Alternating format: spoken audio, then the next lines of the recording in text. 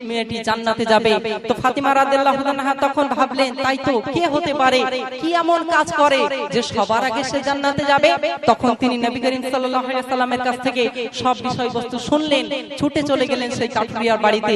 কি ঘটেছিল আমি ছন্দ সুরের মাধ্যমে পরিবেশন করছি, ধীর স্থির ভাবে মনোযোগ সহকারে শ্রবণ করুন। একদিন হঠাৎ মা ফাতেমা বলে,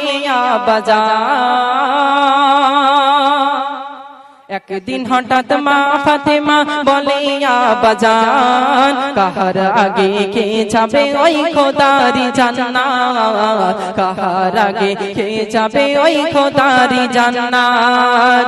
দয়ার নবী বলে, মা শোনো বেটি ফাতেমা, দয়ার নবী বলে, মা শোনো বেটি ফাতেমা, সবার আগে কাঠুরিয়ার বিবি যাবে গো জান্নাত, কাহার আগে কে যাবে ওই খোদারি জান্নাত, কাহার আগে কে যাবে ওই খোদারি জান্নাত।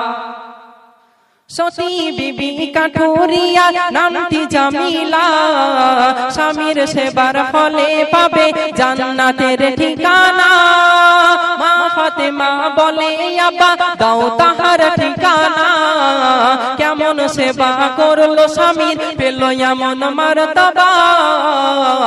পাও যদি মা তাহার দেখা ভালো তোমারই কিসমত। নবী বলছে, পাও যদি মা তাহার দেখা ভালো তোমারই কিসমত, কাহার আগে কে যাবে ওই খোদারি জান্নাত, কাহার আগে কে যাবে ওই খোদারি জান্নাত। এই কথা যখন শুনলেন তখন খাতুনে জান্নাত ফাতিমা জোহরা রাদিয়াল্লাহু আনহা আস্তে আস্তে পাড়ি দিলেন সেই কাঠুরিয়ার বিবির বাড়ির দিকে।